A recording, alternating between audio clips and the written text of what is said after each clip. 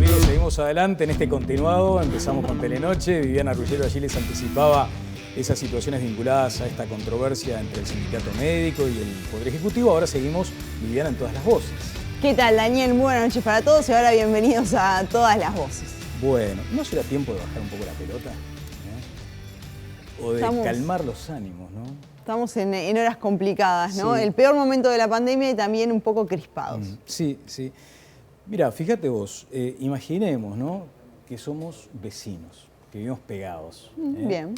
Y que resulta que vos sos de Nacional, yo soy de Peñarol, vos sos del Frente Amplio, yo soy de la coalición gobernante, vos sos católica, yo soy... No sé, ponele lo que quieras. Nos llevamos mal. Nos llevamos mal. Tu perro hace caca en mi vereda, mi perro hace caca en la tuya. Un desastre. Todo el día nos estamos cruzando, ¿no?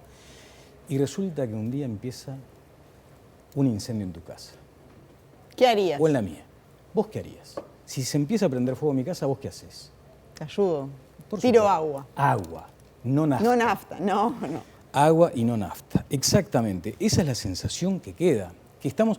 Fíjense, porque además decimos los uruguayos somos distintos. ¿Y saben cuán distintos somos? Efectivamente tiene que ver con la vecindad. Cuando vos ves que en la casa del vecino con el que no te llevas bien para una ambulancia, adivinen qué pasa al otro día. Vecino, ¿qué pasó? ¿Hay algo grave? ¿Puedo ayudar? Ahí dejaste de lado todas las diferencias. Bueno, estamos en un principio de incendio. Entonces vamos a tirar agua y no nafta. Y después podemos discutir todo lo demás. Podemos discutir cómo manejás vos el vecindario, si sos administrador de un edificio, te voy a decir una cantidad de cosas, mirá, fíjate los gastos comunes, fíjate los ruidos, fíjate...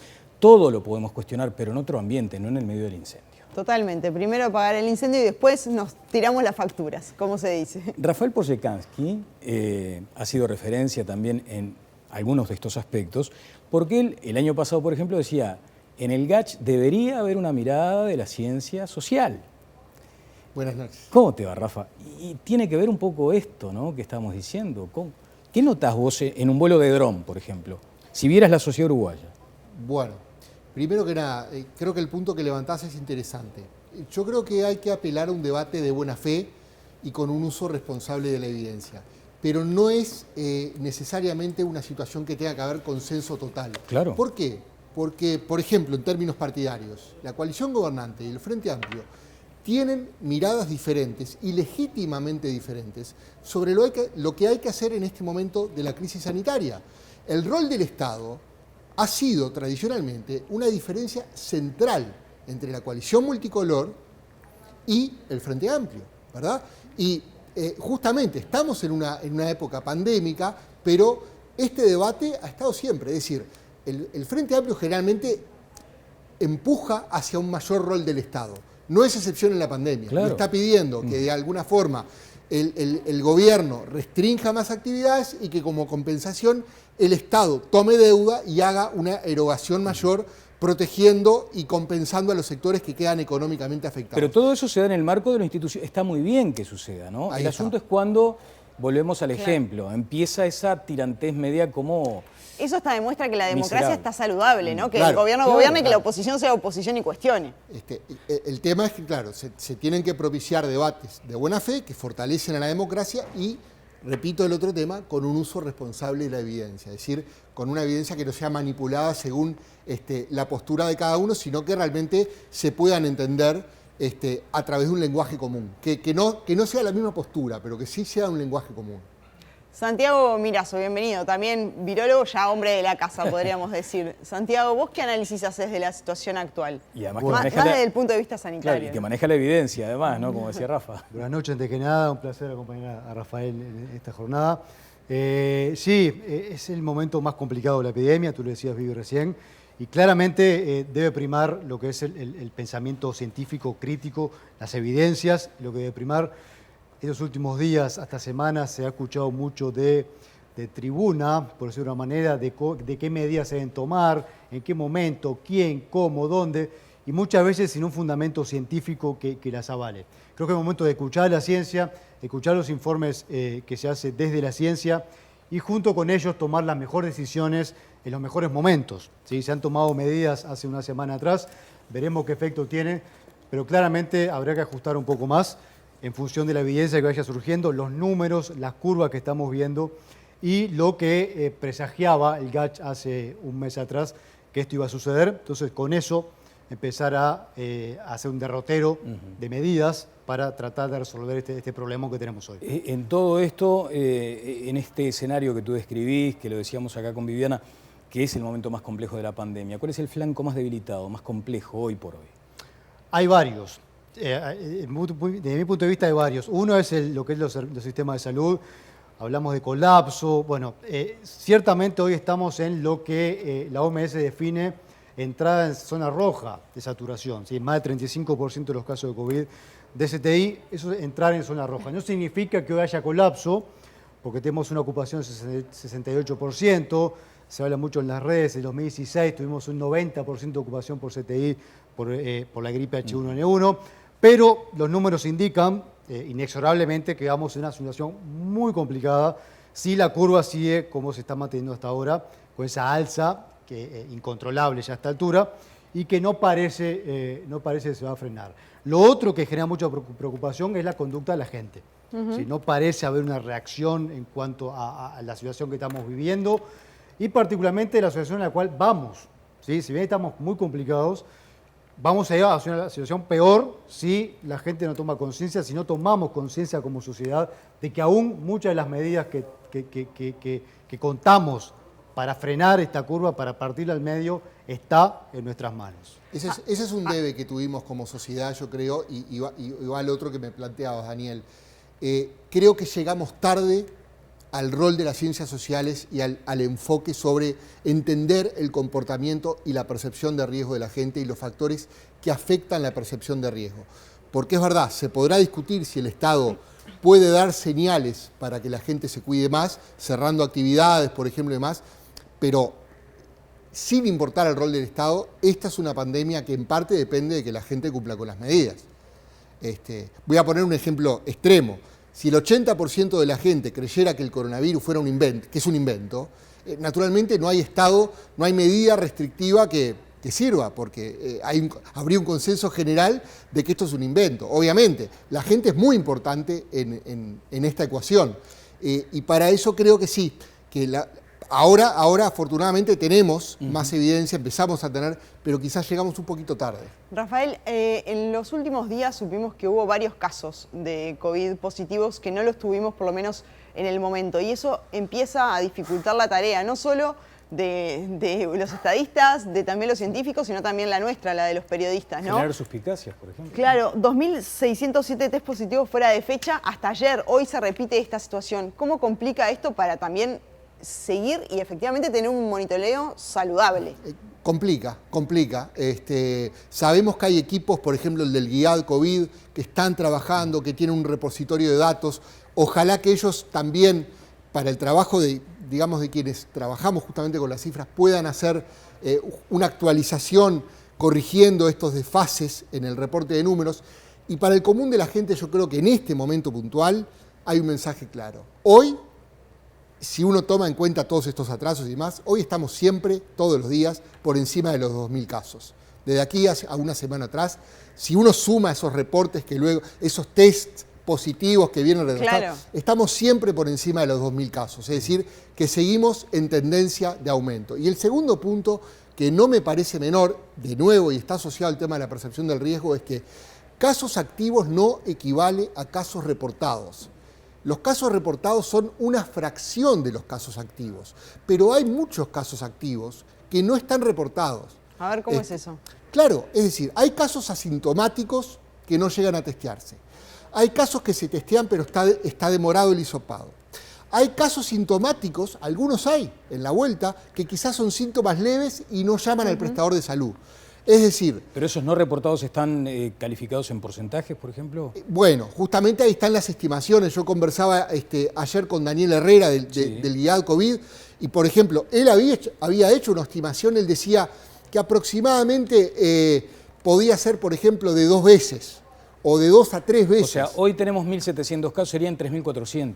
Por eso yo dije el otro día en un tuit, yo creo que es razonable pensar que hoy 1 de cada 100 uruguayos tiene COVID. Es que al principio de la pandemia hacíamos ese razonamiento, ¿no? De hecho, también razonábamos cuántas personas estaban en cuarentena según los casos positivos que teníamos. Pasa que si hoy lo hacemos, los volvemos datos locos. son tremendos. Exacto. Claro, obviamente no tiene la precisión del dato de un caso reportado, pero siempre hay que tomarlo como un elemento más que muestra que el caso activo, hay más casos activos de los reportados y que por lo tanto la situación siempre es un poco peor Claro. de lo que creemos. dicen las cifras oficiales. Bueno, en mi equipo los quiero a ellos dos y también a esta tercera persona que vamos a sumar, al estimado profesor Oscar Ventura, grado 5 de la Facultad de Química, que después en algún momento cuando todo esto pase deberá ser como esa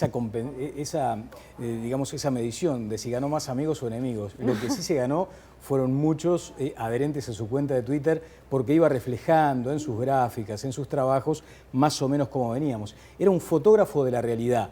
Por eso es importante ahora tener en cuenta qué nos estará diciendo, sobre todo cuando acabo de escuchar a Santiago Mirazo decir que vamos en una secuencia incontrolable y no parece frenarse. Óscar, ¿qué tal? ¿Cómo están ustedes? Muy agradecido que me hayan invitado. Con Rafael hemos intercambiado en estos días también algunas cuestiones acerca de los números. Y bueno, lo que está muy claro es que estamos en una tendencia exponencial. Ya lo tuvimos antes también y esa tendencia exponencial se revirtió. Si ustedes se recuerdan, en diciembre el Gacha había previsto: si seguimos como vamos, va a pasar tal cosa. Y eso es lo que pasa con todos los modelos matemáticos, todos los modelos epidemiológicos que se están manejando. Es decir, no podemos saber qué es lo que va a pasar. Por ejemplo, una de las cosas que deberían suceder, de acuerdo a cómo funcionan las pandemias, es que si las vacunas, las epidemias, digamos, para limitarnos solamente a nuestro país, si las vacunas funcionan como deben funcionar, como parece que deben funcionar, si bien la efectividad de una de ellas, que es la que estamos dando en mayor cantidad, es del 50%, lo que sí tenemos es que actúa en un 100% para eliminar casos graves y muertes, por lo cual una de las cosas que debería suceder es que a medida, se vio en Israel, se ve también en Gran Bretaña, una de las cosas que tiene que suceder es que a medida que se vaya vacunando mucho, haya mucho menos casos en los CTIs. Y entonces esa presión que en este momento se está viendo en el sistema de salud se ve aliviada. Pero eso no lo podemos decir ahora. Es una cosa que en este momento es una esperanza que tenemos, pero los números en este momento, como decía Rafael, bueno, ya vieron cuál es la razón, ¿no? O sea, tenemos un gran atraso de los laboratorios para reportar.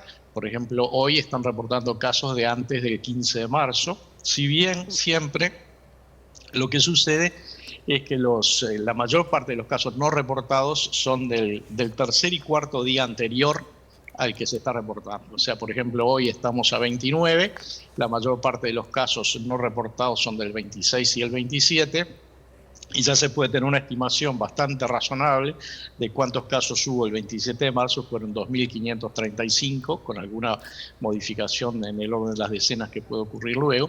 Pero, por ejemplo, los 1.510 de ayer y los 1.448 de hoy no son correctos, no son ciertos. Claro. Van a ser muchos más y van a estar por encima de 2.000.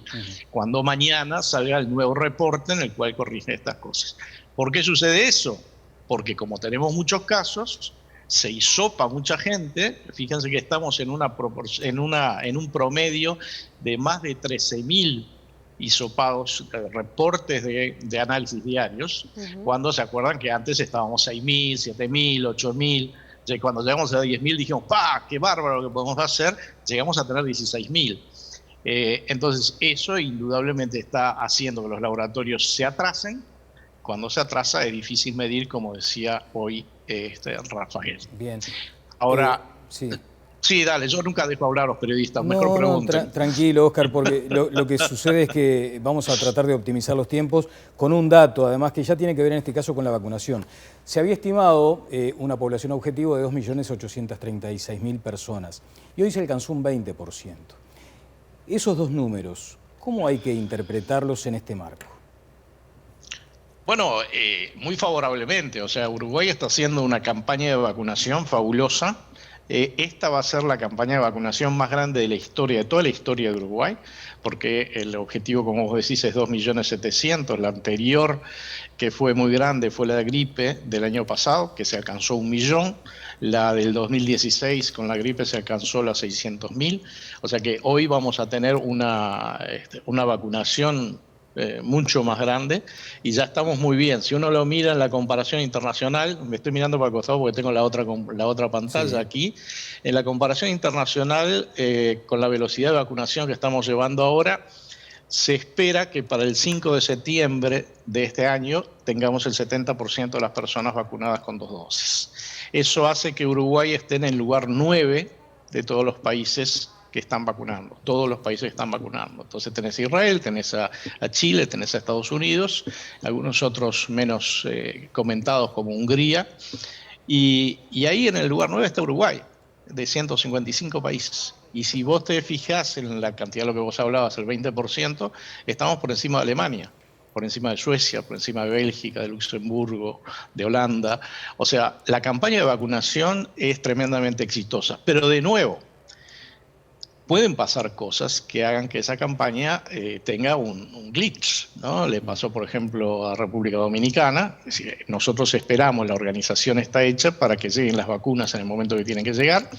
La campaña dentro del país funcionó perfectamente, pero si llegamos a quedarnos en algún momento sin vacunas, cosa que no debería suceder porque están aseguradas unos 5 millones de vacunas, si pasara eso podríamos retrasarnos, pero por el momento vamos muy bien en la vacunación. Vale decir que hoy de hecho llegamos a los 50.000 actos de inmunización, o sea que claramente refleja la ampliación de vacunatorios que había anunciado el gobierno, porque en su momento se había dicho que la capacidad máxima eran 30.000, ¿no? Claramente hoy se superó ampliamente esa cifra.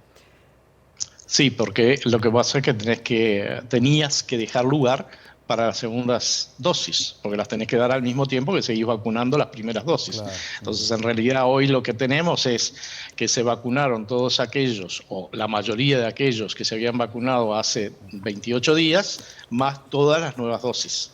Por eso tenemos 54.000, ¿no? 55.000 tenemos agendados. Notable. Óscar, muchas gracias y ojalá que tengamos más tiempo para seguir desarrollando estos comentarios contigo. Un abrazo desde acá. Cuando quieran, estoy a las órdenes. Bueno, hay un asunto que está planteándose por estas horas, Viviana, y tiene que ver con trabajar un poco más, ¿no? El domingo, vacunar el domingo también. Sí, pero vacunan hasta bastante tarde, ¿no? Sí. De hecho, a esta hora están cerrando un vacunatorio donde está Juan Pablo da Costa. Vamos a ir hasta ahí al móvil, así vemos cómo se está trabajando también, en definitiva, en la primera línea. Juan Pablo, adelante. Viviana, Daniel, así es, una intensa jornada de trabajo, casi 970 personas que han llegado hasta el Hospital Maciel para vacunarse, muchos de ellos ya en la segunda dosis, en un día especial, porque es un día en el que se abrió la agenda y la vacunación, más específicamente para el grupo etario que va de los 18 a los 70 años. Le agradecemos a todo el equipo del Maciel que nos ha estado esperando. Estamos con Vilma Dos Santos, es licenciada en enfermería y la referente de la vacunación. Vilma, ya estamos en los minutos finales de un día largo, ¿verdad? Sí, muy intenso, con muchos usuarios, la verdad que han venido, ha sido una gran concurrencia. A tal punto que se tuvo que abrir para hoy un nuevo vacunatorio, un tercer vacunatorio. Un tercer vacunatorio, sí. Sí, para dar cumplimiento a tan gran número, ¿verdad? Sí. ¿Cómo está el trabajo diario? Sabemos que hay gente que está hace muchas horas, ¿verdad? Hoy recordemos además que se vacunó el presidente de la República aquí en el Maciel. Sí, se vacunó el señor presidente en este vacunatorio, en el número 2. ¿Cómo podemos pasar a verlo? Perfecto. Permiso.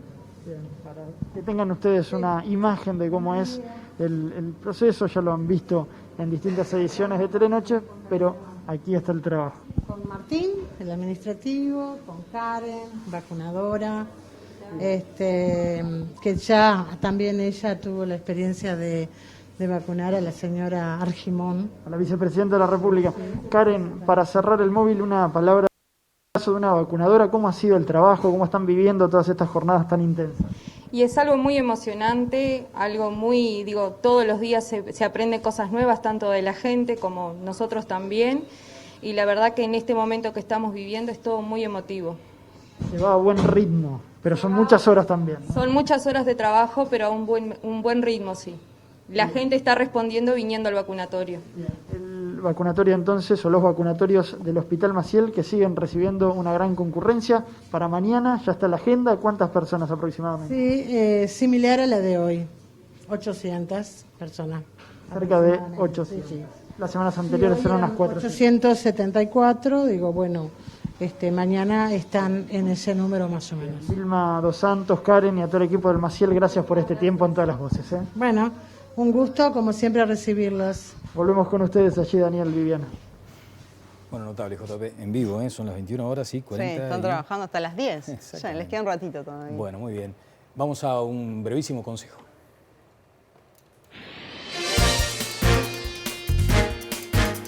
Gracias, compañeros. Bien decían ahí en estudios y lo decía la placa, último momento. Estamos en este lugar icónico de la ciudad de Montevideo porque baja la DGI para los literal E. Para todos, no. Para los que se pasen a la facturación electrónica. Y es gratis. Atención, me dice acá la cucaracha Marito que incluso lo pueden hacer con la empresa líder del mercado, que es Memory. Volvemos a estudios. Leticia, si vos seguís facturando en papel, estás perdiendo plata, mi vieja. Y les proponemos ahora ir al departamento de Rocha, donde está Carlos Cardoso, presidente de la coordinadora de las mutualistas. Cardoso, ¿cómo le va? Buenas noches. ¿Qué tal? Buenas noches, ¿cómo andan? Bien, bien, Cardoso. Hace algunos minutos estuvo aquí en Telenoche en vivo, el presidente de ACE, Leonardo Cipriani, descartó de plano que haya un colapso en el sistema. ¿Cuál es su opinión? Bueno, yo tal vez lo que estoy viendo en estas últimas horas es tal vez una controversia que se da por un tema de definiciones. Tanto informes del GACH como del Ministerio de Salud Pública en enero, en el mes de enero de este año, establecía el nivel de saturación para un 35% de las camas ocupadas por esta patología. Indudablemente hay un 65% de camas que están en un 50 al menos por ciento ocupadas por otras patologías, y esas patologías han disminuido en estos últimos días con una caída, por un lado, de las personas que ingresan por distintas razones, y además porque se ha suspendido la cirugía coordinada diferible. Lo cual quiere decir que hay unas 300 camas ocupadas por esta patología de centros de tratamiento intensivo, de un total cercano a las 840 camas. Obviamente que hay otras personas internadas por otras patologías y que se llega al 65-68% de la ocupación. De cualquier manera, hoy hay un margen de asistencia que permite, en conjunto con el número de camas, los convenios que existen entre las instituciones para eventualmente trasladar pacientes de un lugar, de una institución a otra, y de esa manera dar la asistencia siempre, que es el tema. Después, en tercer lugar, está la ampliación. Se han ampliado muchas camas desde que esto comenzó para hacer la asistencia, y obviamente esto repercute en que se tienen eventualmente las camas. Ahora, si vamos a que esto es infinito, no es infinito. Esto tiene, como siempre, límites, y lo que se está haciendo es gestionando la situación de manera tal de que permita de que exista una cama para cada uruguayo que lo precise. Claro, entonces a nivel mutual, al día de hoy, no hay una sensación de que el colapso es inminente en cuanto a las camas de CTI. Bueno, el tema inminente, nosotros tratamos de tratar eso con números, o sea, de forma tal de hacer la previsión en una resolución que resolvemos prácticamente todos los días, digamos, cómo gestionamos los lugares. Entonces, hemos analizado en los últimos 14 días cómo las personas que ingresan, las solicitudes de ingreso a los centros de tratamiento intensivo, y a su vez las altas y los fallecimientos que se producen. Eso nos da una tasa, de manera tal que para hacer una proyección de muy corto plazo, con los casos activos podemos tener digamos, prever en los próximos días qué camas estamos precisando y cómo podemos gestionar en una decisión que es permanente la provisión de esas camas para los próximos días. Claro. El martes pasado la JUNASA determinó que se suspendan todas las operaciones, las cirugías que estaban programadas hasta el 30 de abril. Y eso permite, por ejemplo, liberar algunos CTIs que tienen las mutualistas, los privados especializados, ¿no? Por ejemplo, los IMAE cardiológicos. ¿Qué otras medidas se adoptaron a nivel privado para efectivamente, bueno, liberar o ampliar el espacio?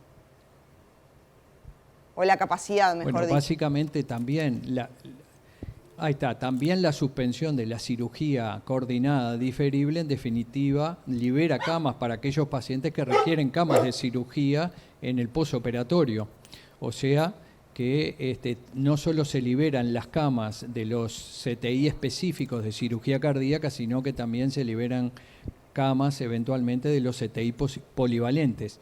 Por supuesto que para ello tenemos que tener cirugías que sean diferibles, que son las que se están difiriendo, pero es un número importante de cirugías. También la ampliación de camas tiene que ver con no solo las capacidades de tener respiradores y lugares, sobre todo de tener recursos humanos en los lugares donde existen centros de tratamiento intensivo que permiten, en definitiva, ampliar hacia otros lugares de la propia institución.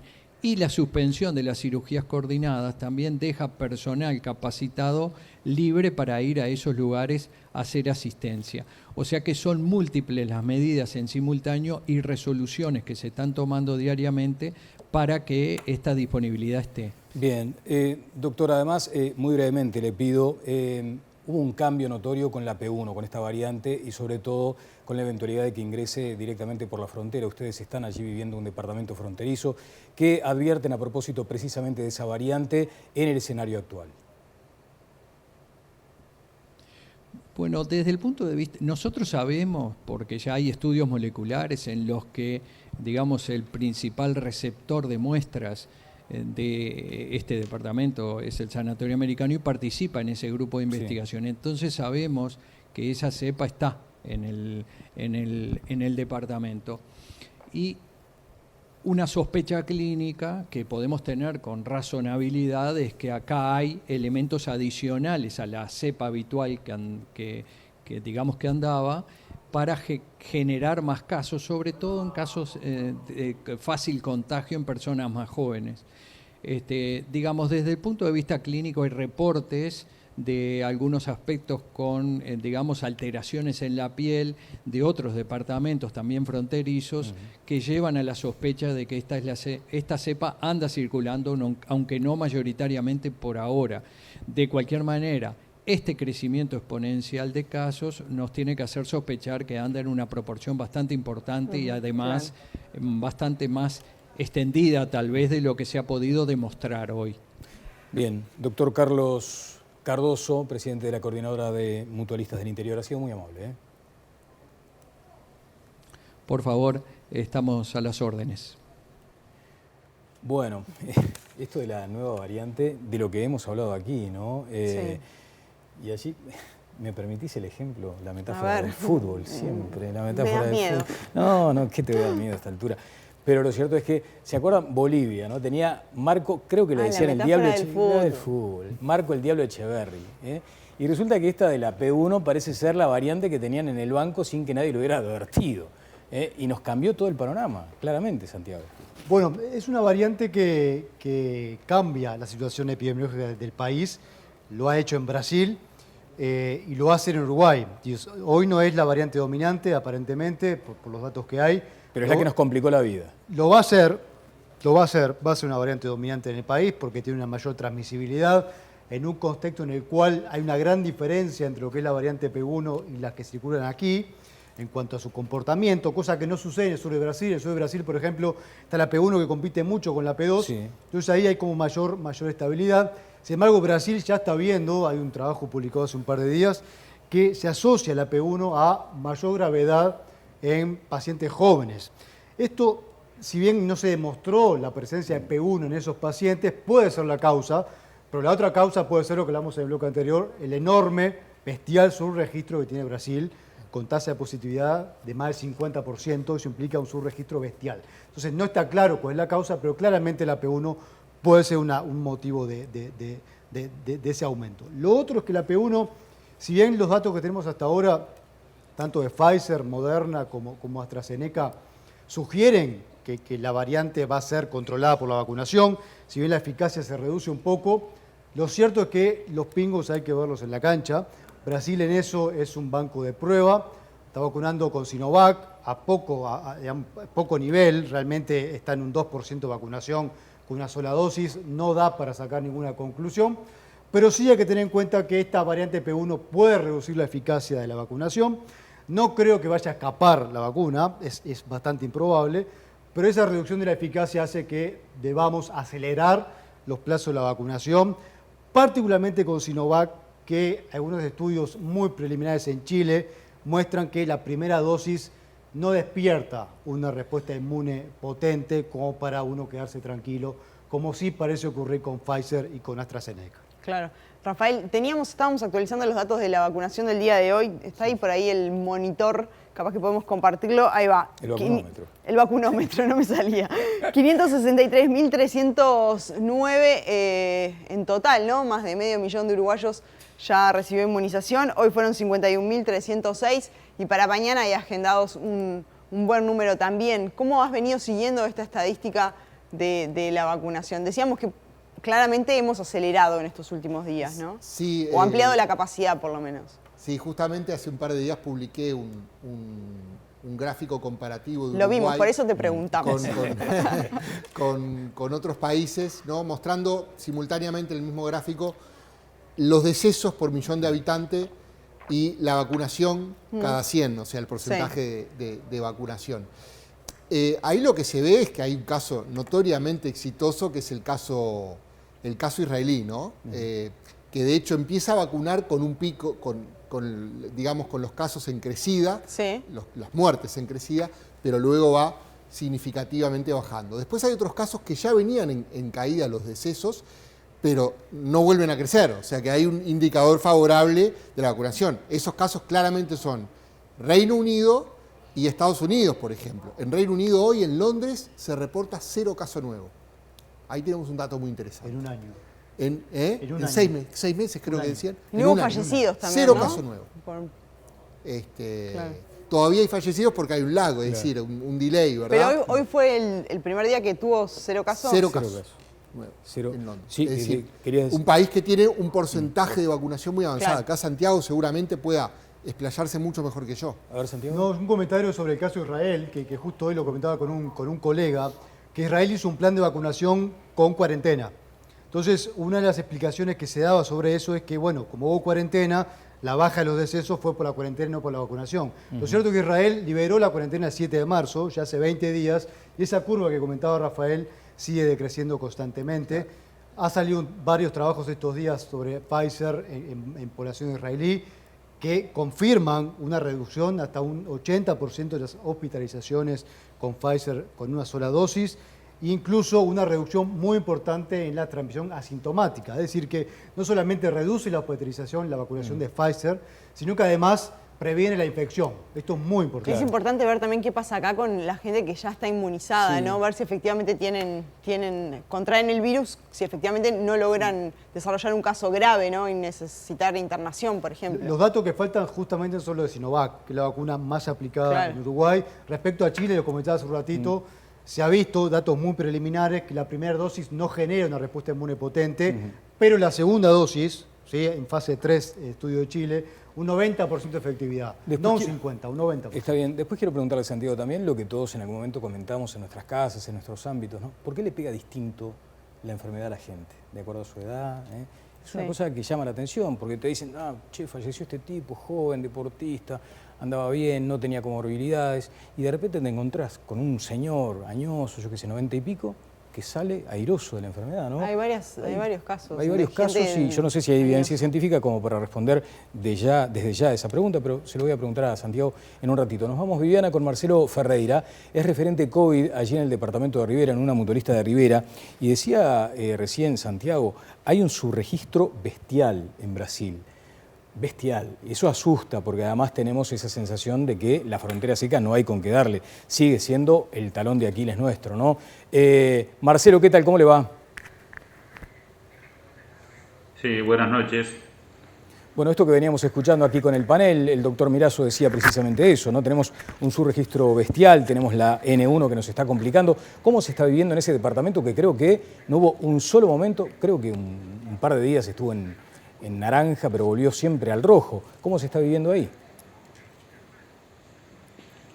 Y con mucha preocupación, porque el comportamiento de este brote ha sido muy distinto a los anteriores. Nosotros desde el comienzo de este brote, que empezó en principios de marzo, sospechábamos por la evolución clínica y por la forma en que se estaba presentando que se trataba de la variante P1, que hoy es la que circula predominantemente en el departamento. Y eso explica que, si bien el comportamiento de la población no se ha modificado significativamente, incluso ahora hay un cierre de free shop y una disminución de la movilidad en forma muy notoria, los casos siguen ascendiendo en forma alarmante. Y la saturación de los CTI es realmente alarmante, porque hoy nosotros tenemos un 70% de ocupación por pacientes COVID. O sea, a nivel nacional estaremos en el 35-36%, pero Rivera tiene el 70% de las camas con pacientes COVID y con más de 30 pacientes en cuidados intermedios. De hecho, ha habido traslados, por ejemplo, a Tacuarembó, ¿no? Sí, ACE hoy tiene la capacidad completa, quedan camas en los prestadores privados, pero la situación real, con el aumento constante de casos, sabemos que esto es cuestión de tiempo. Marcelo, ¿dónde está el origen de los casos allí en el departamento de Rivera? Usted decía recién, bueno, se ha reducido la movilidad, es notorio, pero los casos siguen aumentando. ¿Qué es lo que han visto en estos días? Y desde siempre el origen fundamental ha sido el intrafamiliar.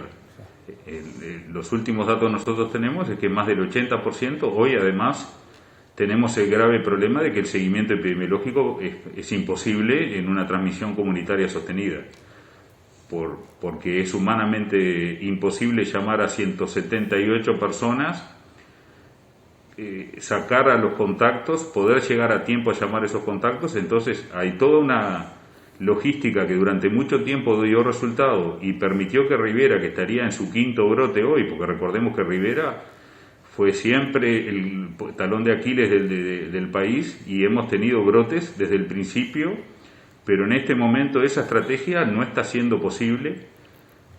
Incluso hasta el tema de los testeos se está complicando, porque la saturación de todos los prestadores para cumplir con la demanda de testeos es realmente muy difícil. Y desde el punto de vista médico, ¿cuáles serían en todo caso las recomendaciones, las sugerencias, doctor?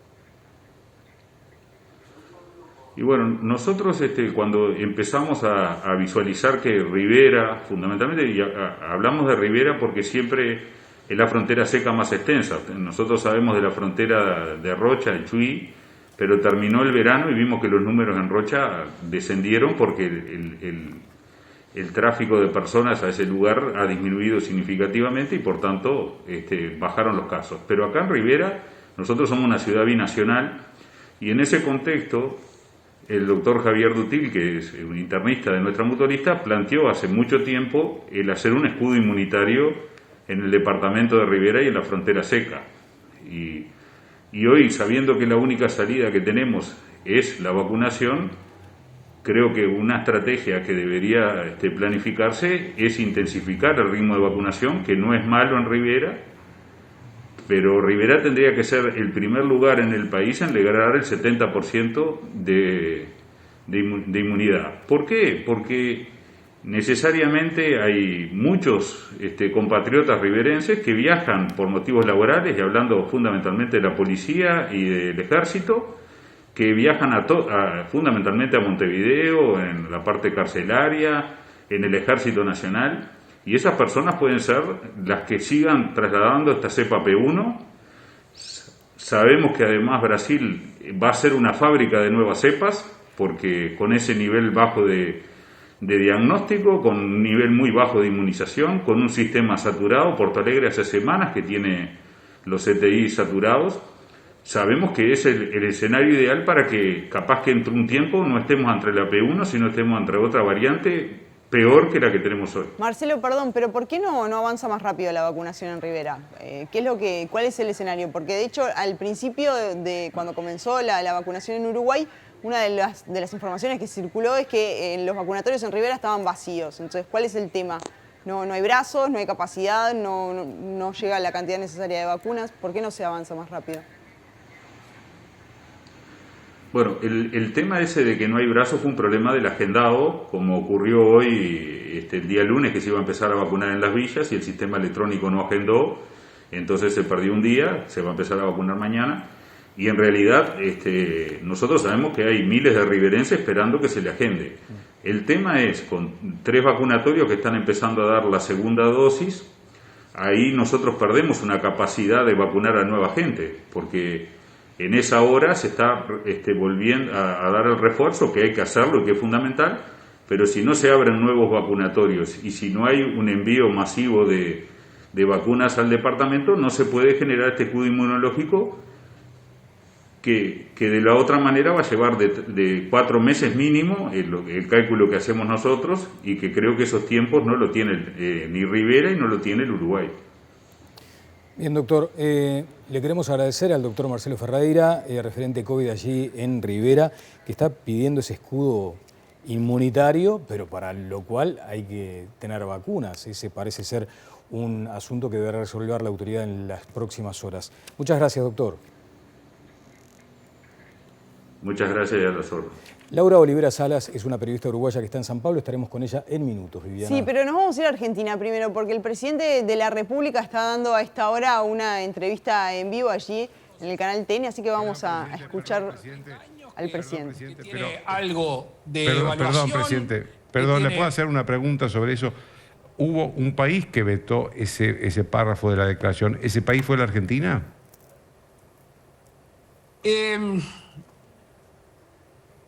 A ver, de aquí en más tenemos mucho para construir. Yo hace muchos años que me dediqué a construir y no destruir.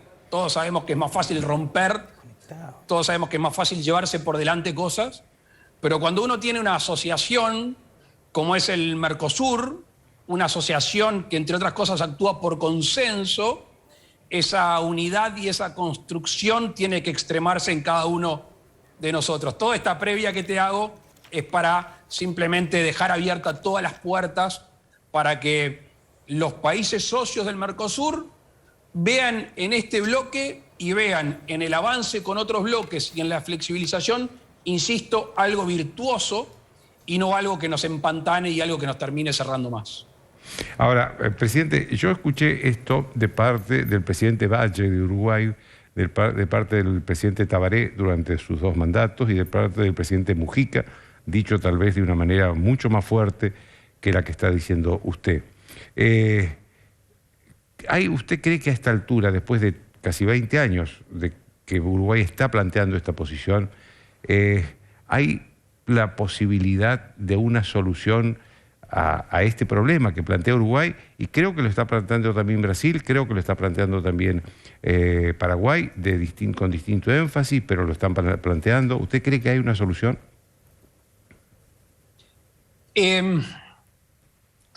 Ayer con un grupo de compañeros, con gente del gobierno, decíamos, vamos a pensar que no hacemos nada. Vamos a pensar que no avanzamos. ¿Qué va a pasar en los próximos 10 años? Nos va a pasar el mundo por arriba. Cuando uno ve los acuerdos que hay desde que el Mercosur se fundó hace 30 años, ¿cómo ha cambiado el mundo? Bueno, allí está respondiendo el presidente de la calle. Esto mañana vamos a tener un resumen de esta entrevista. Sí, por supuesto, mañana un resumen completo en con otro Telenoche. contexto. Esto del Mercosur, en la celebración de los 30 años, lo que debería revisar, por ejemplo, es ese concepto del consenso, ¿no? Porque con países tan distintos, de tamaños tan diferentes, con intereses tan cruzados y con signos políticos tan enfrentados, lo del consenso parece ser una utopía, Rafa. Bueno, yo creo que hay un consenso en Uruguay, digamos, más allá de la visión sobre cómo fue este último intercambio entre el presidente argentino y el uruguayo. Hay 2 grandes consensos de los últimos días. Uno es el de la vacunación, que yo creo que el sistema político está muy alineado con el tema de la vacunación, realmente es un consenso casi del 100%, casi. Sí. Y el otro justamente es que el Mercosur necesita algún giro para poder funcionar. Ahí hay dos grandes consensos. Después está, bueno, si un Uruexit, sí o no, vendrán otros debates, por supuesto. Sí. Pero creo que son muy pocos los dirigentes políticos que hoy dicen que el Mercosur funciona bien, me parece. Santiago, volviendo al tema y siguiendo, en verdad, con el tema de la vacunación, pero particularmente, ¿cómo puede interferir la situación epidemiológica que tenemos hoy con el ritmo de vacunación? ¿Puede afectarlo en algo? Digamos, lo que puede afectar es la transmisibilidad de la nueva variante. Digamos, una mayor transmisibilidad, ese famoso R0 que todos hemos aprendido en este año, cuanto mayor es la cobertura de vacunación necesaria. Y hay que tener en cuenta que hasta hoy niños y adolescentes no se pueden vacunar. Es decir, que ese 60-70% está considerado sobre la población total y tenemos que ajustarlo un poco más descartando adolescentes y niños. Y si la variante P1 aumenta su predominancia, se vuelve dominante, ese porcentaje seguramente haya que aumentarlo. Y a mayor transmisión comunitaria, mayor intensidad, obviamente más rápido tiene que ser la vacunación, para evitar la aparición, ojalá que no, de variantes como la que tuvo Brasil. No podemos comparar la situación de Uruguay con la brasilera, pero sí la evolución viral es impredecible y puede aparecer variantes en cualquier lugar, incluyendo Uruguay. Por eso es importante aumentar la vacunación y sobre todo las 2 dosis de la Sinovac, voy a insistir en esto, que es necesaria para lograr una inmunidad. Bien, nos vamos con Laura Olivera Sala, que es periodista uruguaya que está radicada hace un tiempo en San Pablo. No te envidiamos para nada, Laura, porque estamos en lo que se describía recién como el emporio de variantes COVID, que aquí para adelante todas las variantes y aún las más peligrosas que las que conocemos van a estar allí en Brasil. Pero me pregunto, el otro día llamaba la atención que el presidente, a un año de la emergencia sanitaria, de la pandemia declarada en el mundo por la OMS, recién decidía integrar algo así como un comité de crisis. Llama la atención, más allá de ese rumbo bastante errático que ha tenido el presidente con respecto a la vacunación. ¿Qué efecto ha tenido eso en la sociedad? Sí, bueno, se creó el primer comité de combate al COVID-19 recién la semana pasada para informar de manera más clara las medidas preventivas a la población, con especialistas de infectología, medicina intensiva, emergencia médica, cardiología. Y también tomó otra decisión bastante importante, ¿no? Cambió el ministro, el ministro de la Salud. En el peor momento de la pandemia y en medio de una situación desesperante, asumió unos días atrás también un nuevo ministro de Salud, el cuarto, desde que comenzó la pandemia, Marcelo Queiroga, que es, a diferencia del ministro anterior, que era general del Ejército, el nuevo ministro es médico y presidente de la Sociedad Brasileña de Cardiología. Y este ministro ya arrancó con nuevas medidas y intentando dar como una nueva mirada al enfrentamiento de la pandemia. Comenzó con un nuevo plan de salud de contingencia para ponerle freno a estos récords de fallecimientos y de contagios. También se comprometió con aumentar la vacunación, vacunar 1 millón de brasileros por día, pero dijo que precisan más vacunas para acelerar este proceso y también está trabajando en esto. Y bueno, en cuanto a las vacunas, dijo que se va a aplicar un programa más audaz, que esperan recibir más de 400 millones de dosis para finales del año, y este mes unos 4 millones de vacunas también van a llegar al país. ¿Cuántos ciudadanos hay vacunados hoy, Laura? ¿Cómo? ¿Cuántos brasileños hay? Vacunados? Sí, hoy vacunados. Al día de hoy, más de 16 millones de personas vacunadas, lo que representa un 7,7% de la población. O sea, tan solo 4,5 millones recibieron las 2 dosis de la vacuna, o sea que se podría decir que han sido inmunizadas. Esto da una idea de la velocidad lenta con la que se está desarrollando el proceso de vacunación, que comenzó el 17 de enero. Es un ritmo lento porque estamos hablando de 210 millones de personas que esperan por la vacuna. Según el ministro de Salud que salió, Pazuello, había dicho que para julio de este año se tendría la mitad de la población vacunada, previendo que para diciembre de este año toda la población estaría vacunada, pero son previsiones que han ido cayendo y se estima ahora que la vacunación continuará hasta el primer semestre de 2022. Pero bueno, todos estos son datos que se van ajustando de acuerdo a la realidad que va cambiando. Claro. ¿Habrá una vacuna brasilera finalmente? Allí veíamos la imagen del Butantan. ¿Habrá una, digamos, una vacuna así precisamente de origen brasileño? Sí. Bueno, otra de las noticias recientes, el Instituto Butantan de San Pablo anunció hace unos días que está desarrollando una nueva vacuna, la Butanvac, que es una vacuna de vector viral producida íntegramente en Brasil con la misma tecnología que se utiliza para producir la vacuna de la gripe. O sea, el Instituto Butantan es el mayor productor de vacunas de gripe del hemisferio sur, producen 85 millones de dosis por año. Y cuando sea autorizada por Anvisa, que es la Agencia Nacional de Vigilancia Sanitaria, se comenzará ahora en abril las pruebas en voluntarios ya con esta vacuna Butanvac. De esta forma, la producción será mucho más barata, ya que es con una tecnología tradicional, es segura porque es la más usada en el mundo, y además dicen que es una vacuna 2.0 porque incorpora las modificaciones que se han realizado en base a la experiencia ya con la vacuna que están vacunando a todo el país. 9 de cada 10 vacunas son del Instituto Butantan. Claro. Y bueno, se aspira a llegar a más personas y también a producir más vacunas aquí en Brasil, no solo para los brasileros, también se dijo que para ayudar a los países, otros países y en especial para los países hermanos, espero que también para Uruguay. Breve antes de terminar, ¿qué se sabe ahí de esta variante, la P1? Hoy, por ejemplo, se conoció un estudio aquí en Uruguay que dice que además de lo que nosotros sabemos, que es 2.5 veces más contagiosa, que también tiene una mayor mortalidad en personas jóvenes. ¿Qué saben ahí de la variante P1? Bueno, sí, efectivamente, la velocidad de contagio es más rápida, el periodo de incubación es menor, ya no son 7 días de incubación, sino 3 días. El periodo de deterioro, de llegada a los pulmones o de complicaciones en las vías respiratorias también es mucho más rápido, es de tan solo 3 días y está afectando con más velocidad a la población joven. Es algo preocupante porque la población joven tiene más resistencia al virus y por lo tanto permanece más tiempo en los hospitales que ya están al borde del colapso, cuando no han colapsado. Claro. En este momento tenemos 3 variantes del virus aquí en Brasil, la de Manaus, la de Río de Janeiro y otra de Río Grande del Sur. Bueno, claro. Laura, muchas gracias por estos minutos y nos mantendremos en contacto allí, muy amable. Laura Olivera es periodista uruguaya radicada en San Pablo. Vamos a una pausa. Luego de ella, si se permite la expresión, ¿por qué pega distinto la enfermedad en las personas? Lo responderá el virólogo Santiago Milazzo.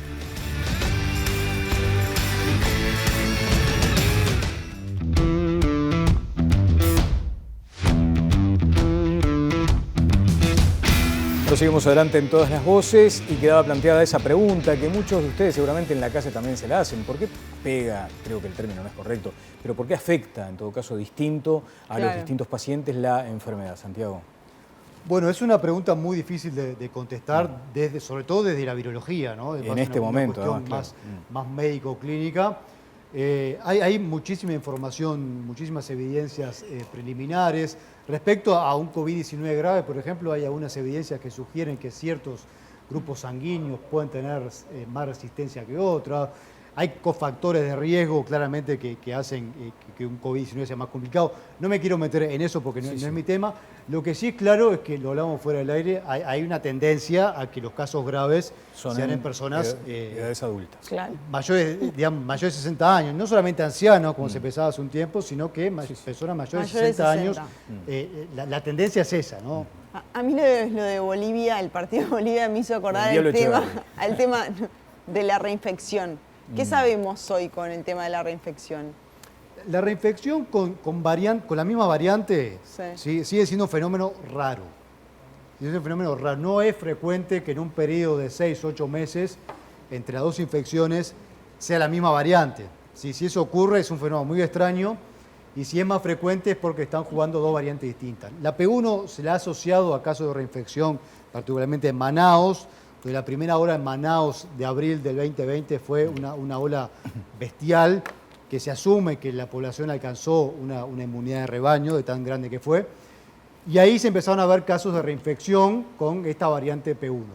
Pero ciertamente reinfección con la misma variante hoy sigue siendo un evento raro, como con cualquier infección respiratoria. En un periodo de 6-8 meses es muy infrecuente que haya reinfección. Lo que sí puede haber es persistencia del virus durante largo tiempo, particularmente en personas inmunocomprometidas que no logran montar una respuesta inmune potente y no logran limpiar, entre comillas, el virus. Bien, bueno, hablábamos recién con nuestra periodista en Brasil, se llegará en principios del segundo semestre a un 50% de vacunación, acá se estima que podríamos llegar a un 70% de vacunación.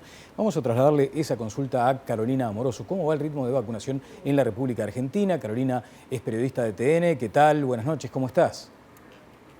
Buenas noches, ¿cómo están ustedes? Bueno, te diría que un proceso de vacunación que viene a un ritmo preocupante si uno lo piensa en relación con el aumento en los casos de COVID-19 y sobre todo, digamos, la situación de alerta en la que está el sistema sanitario frente a la detección ya de casos de las nuevas cepas, ¿no? Estamos hablando de la variante P1, la cepa de Manaus, la cepa de Río de Janeiro, la cepa de California y aumentos de casos que nos llevan a hablar hoy, o en las últimas 24 horas, mejor dicho, en la Argentina, de 14.014 nuevos casos de COVID-19, con lamentablemente 163 nuevos fallecidos, ¿no? en el país. Y te decía que una campaña de vacunación que en relación a la población, ¿no? Por supuesto hablamos de 44 millones de argentinos, viene lenta y porque en esencia el gran tema y el gran interrogante es la provisión de vacunas, ¿no? Y los contratos o los compromisos asumidos con los distintos laboratorios y la posibilidad del cumplimiento. Te diría, y mirando el monitor público de vacunación del gobierno a esta hora, se aplicaron 3.722.947 dosis en la Argentina, 3.720.000. Con la segunda dosis hay solo 669.922 personas vacunadas en la Argentina con las dos dosis, ¿no? Tuvimos la novedad, por supuesto, en estos días de la llegada de 218.000 dosis de la vacuna de Oxford AstraZeneca como parte del fondo COVAX, pero te diría que hay mucha, digamos, exigencia y pedidos de explicación hoy al gobierno porque no está llegando una provisión acorde a la población de nuestro país y acorde a una estrategia de vacunación a la que se le tiene que dar una mayor celeridad porque realmente esta segunda ola es una realidad. Las nuevas cepas, se sabe que en el caso, por ejemplo, de la variante P1, es más transmisible y plantean, más allá de la posibilidad de aplicar restricciones, mucha preocupación para las autoridades sanitarias con respecto también a la capacidad de respuesta que va a tener el sistema de salud a lo largo y a lo ancho del país. Por supuesto, no hace falta ni decirlo, la Argentina es un país muy vasto y hay muchas argentinas, en tanto que hay muchas realidades del sistema sanitario en distintos puntos del país, ¿no? No es lo mismo hablar de lo robusto que puede ser el sistema sanitario en la ciudad de Buenos Aires o en la zona del AMBA con algunos lugares del interior profundo de nuestro país. Y en esa desigualdad que es estructural al sistema de salud, lamentablemente, de la Argentina, hay muchísima preocupación sobre cuál va a ser la capacidad de respuesta frente a un ascenso de casos que es una realidad y que, como les decía antes, nos lleva a hablar hoy de 14.014 nuevos casos en el país. Claro, esa cifra es el doble de los casos que tenían la semana pasada, ¿no? Y de hecho, hoy leía en alguna nota, creo que fue en La Nación, como que el gobierno en verdad no iba a poner restricciones para los viajes.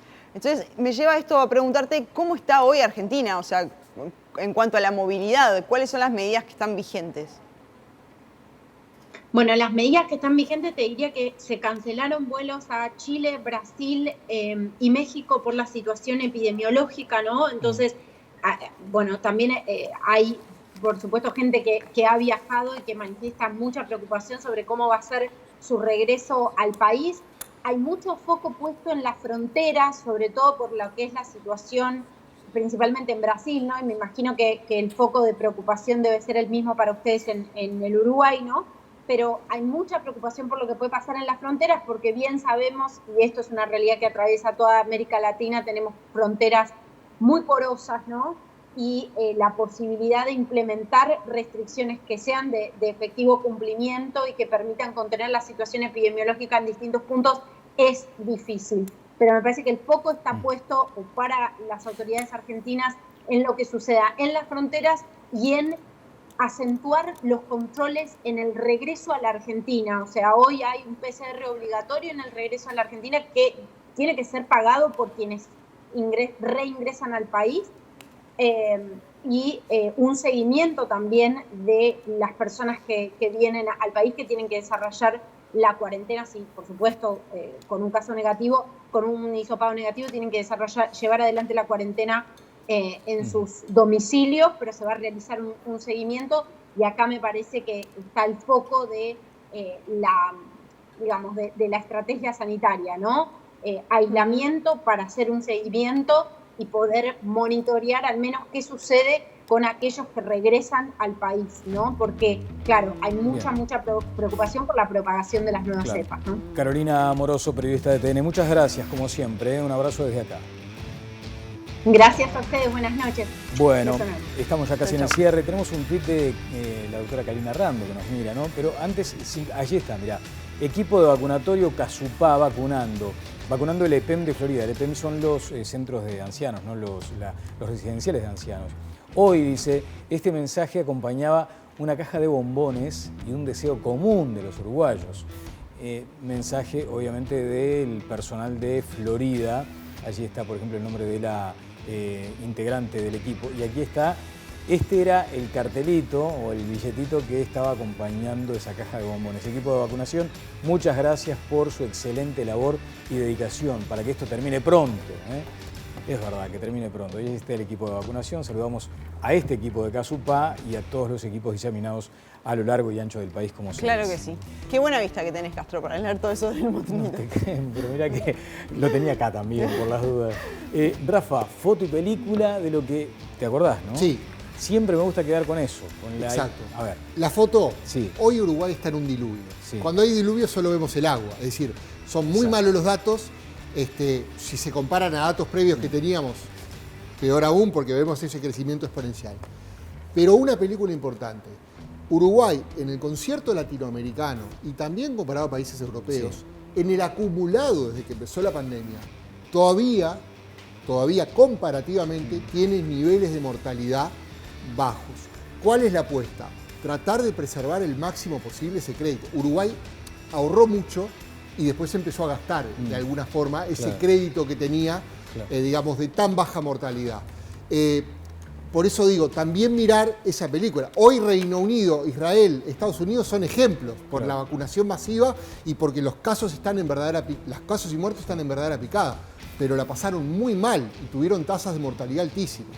Ahora, no hay que olvidarse de eso tampoco. Está muy bien. Ahora, Santiago, cortita, porque ya nos están corriendo, ¿no? Pero acá hay un tema de foto y película. Es relevante que Uruguay vacune en los porcentajes que más o menos están estimados. Ahora, si la región tiene rezago, ¿impacta también en nuestra realidad? Impacta, sí, claro. Impacta porque la vacunación tiene que ser en un contexto regional y hasta mundial. Sí. Y particularmente lo que más impacta es la aparición de nuevas amenazas, entre comillas, nuevas variantes que puedan complicar el partido. Totalmente. Ya vemos la variante sudafricana que empieza a resistir un poco más las vacunas actuales. Entonces, Uruguay completamente vacunado. Yo creo que la vacunación exitosa va a ser, primero, cuando la gente se convenza que se tiene que vacunar. Ahí está el primer éxito. Y segundo, cuando alcancemos una buena cobertura de vacunación, por lo menos para estar tranquilos en el corto plazo. Después, en el contexto regional, lo mismo. Ampliar la vacunación para evitar la aparición de nuevas amenazas, no solamente regional, sino a nivel mundial. Decía la colega, la variante californiana presente en Argentina. Sí, ya empezás a hablar de variantes. Claro, sí, exactamente. Bueno, muy bien. Qué lujo haberlos tenido, Santiago, Un placer, Rafael. muchas gracias. Nos vemos. Nos vemos el próximo lunes. Chau, chau.